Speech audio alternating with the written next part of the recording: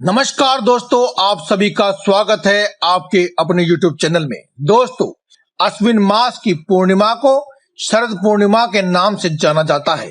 ज्योतिष शास्त्र के अनुसार साल भर की पूर्णिमाओं में शरद पूर्णिमा सबसे खास मानी जाती है, क्योंकि इस दिन चंद्रमा 16 कलाओं से युक्त परिपूर्ण होता है।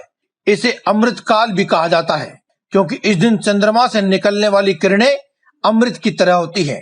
यह अमृत वर्षा की बेला है जो समस्त दुख और दरिद्रताओं का नाश करने की क्षमता रखता है। इस रात महालक्ष्मी की पूजा करके रात्रि जागरण करना धन समृद्धिदायक माना जाता है। हिंदू धर्म में शरद पूर्णिमा का विशेष महत्व है और इसे अश्विन पूर्णिमा, कोजागरी पूर्णिमा और कौमुदी व्रत के नाम से भी जाना जाता है। इस दिन चंद्रमा पृथ्वी के करीब आ जाता है, जिससे इसकी खूबसूरती और भी ज्यादा बढ़ जाती है। साथ ही इस दिन महालक्ष्मी का जन्म भी हुआ था। समुद्र मंथन के दौरान देवी लक्ष्मी का प्रकट भी होने का शुभ अवसर था, जिसे लक्ष्मी जयंती के नाम से भी जाना जाता है। भारत के कई जगहों पर शरद पूर्णिमा के दिन लक्ष्मी नारायण की पूजा की जाती है। मान्यता है कि इस दिन माता लक्ष्मी भगवान विष्णु के साथ गरुड़ पर बैठकर पृथ्वी पर भ्रमण करने आती है, जिससे पूरी प्रकृति उनका स्वागत करती है और यह रात सुंदर और रमणीय बन जाती है। शास्त्रों में बताया गया है कि इस रात को देखने के लिए साक्षात देवता भी स्वर्ग से पृथ्वी पर आ जाते हैं। शरद पूर्णिमा की रात माता लक्ष्मी घर घर जाकर सबको वरदान देती है और जो सोता रहता है वहां से लक्ष्मी दरवाजे से ही वापस चली जाती है। इस दिन देवी लक्ष्मी की पूजा करने से सभी कर्जों से मुक्ति मिलती है, इसीलिए इसे कर्जा मुक्ति पूर्णिमा के नाम से भी जाना जाता है। इस रात को जागरण करके माता लक्ष्मी का जागरण करना अत्यंत ही फलकारी माना जाता है और जागरण करके प्रसाद वितरण करके प्रसाद का भोग लगाना भी अत्यंत शुभ माना जाता है। इसीलिए देवी लक्ष्मी प्रसन्न होती हैं और आशीर्वाद देती हैं। इसीलिए इसे कोजागरी पूर्णिमा यानी कि जागने वाली रात के रूप में जाना जाता है। उत्तर भारत में शरद पूर्णिमा की रात को चांद की चांदनी में खीर बनाकर रात भर रख दी जाती है और सुबह प्रसाद के रूप में वितरण कर दी जाती है। खुले आसमान में खीर रख करके चंद्रमा अपना अंश ग्रहण कर लेता है और इसे अमृत का अंश बना देता है। कहते हैं कि इससे निरोगी काया की प्राप्ति होती है और इससे पित्त और कफ के रोगों का नाश हो जाता है, औषधीय क्षमता बढ़ जाती है। साथ ही खीर का संबंध पितरों और सोम यानी कि चंद्रमा से माना जाता है और माता लक्ष्मी को भी खीर अत्यंत प्रसन्न होती है। शरद पूर्णिमा की रात श्री सूक्त का पाठ करना अत्यंत फलदायी होता है। कनक धारा स्त्रोत का पाठ करना चाहिए या फिर भगवान विष्णु सहस्त्र नाम का जाप कर लें तो आपके सभी दुख दरिद्रता का नाश होता है और गरीबी कोसों दूर रहती है।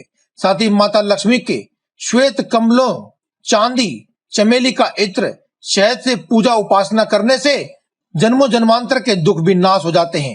पूजा के उपरांत पतले से एक कागज पर आप श्री और ही लिख करके उसे आटे में मिला दीजिए और आटे की गोलियां मछलियों को खिला देने से आपके सभी प्रकार के कर्जों से मुक्ति मिलती है।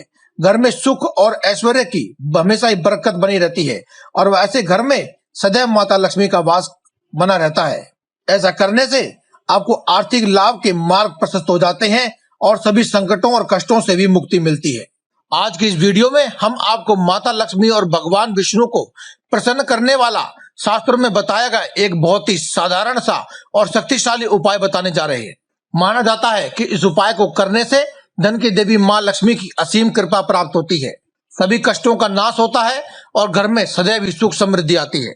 दोस्तों, माता लक्ष्मी और श्री हरि भगवान विष्णु जी को प्रसन्न करने का सबसे सरल और असरदार उपाय है तुलसी जी का पूजन करना, क्योंकि तुलसी जी श्री हरि भगवान विष्णु जी को बहुत ही प्रिय है। आज की इस वीडियो में हम आपको एक बहुत ही सरल सा उपाय बताएंगे। एक ऐसी वस्तु के बारे में बताएंगे जिसे अगर आप तुलसी जी के पास रख देते हैं तो आपको श्री हरि भगवान विष्णु जी और माता लक्ष्मी जी का तो आशीर्वाद प्राप्त होगा ही, साथ ही तुलसी माता की कृपा से सर्व रोगों का नाश होगा और सभी प्रकार की मनोकामनाओं की भी पूर्ति सरल आसान तरीके से हो जाएगी और घर धन धान्य से भर जाएगा। दोस्तों, भगवान विष्णु और माता लक्ष्मी को प्रसन्न करने के लिए आप तुलसी जी का पूजन अवश्य करें।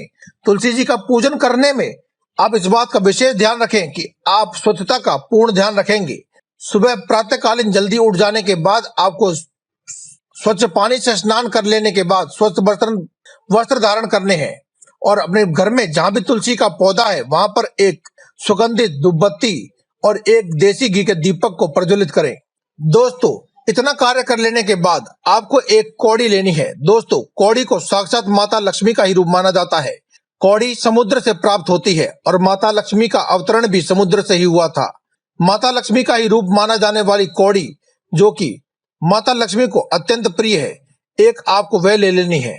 जो भी कोई व्यक्ति अपने जीवन में माता लक्ष्मी को प्रसन्न करना चाहता है, उस व्यक्ति को कौड़ी से पूर्ण पूजा अवश्य ही करनी चाहिए। और इस प्रकार की छोटी सी एक कौड़ी किसी भी पूजन की दुकान पर या पर राशन जहां मिलता है, उस दुकान पर बड़े ही आसानी से आपको मिल जाएगी। अब आपने जो भी कौड़ी ली है वह संपूर्ण होनी चाहिए, यानी कि खंडित नहीं होनी चाहिए, यानी कि टूटी फूटी या छेद वाली नहीं होनी चाहिए। अब आप इस कौड़ी को अच्छे प्रकार से शुद्ध जल से धो लें और साथ ही एक स्वच्छ कपड़े से इसे पोंछ लें। उसके बाद जो देसी घी का दीपक आपने माता तुलसी जी पर जब प्रज्वलित किया है, उसमें आप इस कौड़ी को डाल दीजिए। कौड़ी को दीपक में डालने से पहले आप कौड़ी को सीधे हाथ में लेकर के अपनी मुट्ठी में बंद करके इस मुट्ठी को अपने मस्तक से एक बार लगाएं और साथ ही जय मां लक्ष्मी इस मंत्र को आप जपते रहें। कम से कम 11 या 21 बार इसे जप लेने के बाद आप इस कौड़ी को दीपक में डाल दीजिए। कौड़ी डाल देने के बाद माता तुलसी, मां लक्ष्मी और श्री हरि भगवान विष्णु को प्रणाम करें और भगवान विष्णु के मंत्र ओम नमो भगवते वासुदेवाय इस मंत्र का 5 बार जाप करें। ओम श्री महालक्ष्मी देव्य नमः इस मंत्र का 11 बार जाप करें और उसके बाद आपको अपने स्थान से खड़े होकर के उसकी तुलसी जी की कम से कम 11 परिक्रमाएं अवश्य करनी है। इस प्रकार से देवी तुलसी, देवी मां लक्ष्मी और भगवान विष्णु की पूजा संपूर्ण होती है और तुलसी जी की पूजा से आपको संपूर्ण आशीर्वाद की प्राप्ति होती है। जब आपकी परिक्रमा पूर्ण हो जाए तो माता लक्ष्मी और भगवान विष्णु और तुलसी जी जिनकी आप पूजा कर रहे थे वहीं पर आप विराजमान हो जाइए और अपने मन ही मन जो भी आपने कभी जाने अनजाने गलती कर दी हो या फिर इस पूजा में अगर आपसे कोई गलती हुई हो, इसके लिए आप क्षमा मांगे। साथ ही साथ अपने मन में अपनी सभी मनोकामनाएं भी अवश्य कहते रहें, साथ ही अपने सभी कष्टों और दुखों के बारे में भी कहें, ताकि आपको सभी दुखों और कष्टों से मुक्ति मिले, जन्मों जन्मांतर की गरीबी से मुक्ति मिल जाए और साथ ही आपके घर में सदैव सुख समृद्धि और ऐश्वर्य का वास रहे। घर में सुख समृद्धि, धन की वृद्धि की कामना करें, धन सौभाग्य और मान सम्मान की प्राप्ति के लिए भी प्रार्थना करें। इतना सब कार्य कर लेने के बाद जब आपका दीपक पूर्ण हो जाए, यानी कि वह जब शांत हो जाए, तब आपको उस कौड़ी को उस दीपक में से निकाल लेना है। अपने मस्तक से उसे लगा करके माता लक्ष्मी के प्रसाद स्वरूप आपको उसे अपने मस्तक से लगा लेने के बाद तुलसी जी के ही पास एक छोटा सा गड्ढा करके उसमें उसे दबा देना है। दोस्तों, अगर आप इस उपाय को अपने घर से बाहर यानी कि अपने घर में नहीं कर रहे हैं तो आप इस कौड़ी को अपने साथ ही ले आएं और अपने घर में जो भी कोई पौधा हो वहां पर गाड़ सकते हैं। अन्यथा आप इसको किसी भी लाल रंग के कागज या फिर लाल रंग के छोटे से कपड़े में बांधकर अपने घर में जहां भी माता लक्ष्मी की तस्वीर या मूर्ति हो उसके पीछे रख दीजिए या फिर अपने घर में धन रखने के स्थान पर रख दीजिए। इतना सा उपाय मात्र करते ही आपके घर में दिन दूनी रात चौगुनी तरक्की होने लगेगी।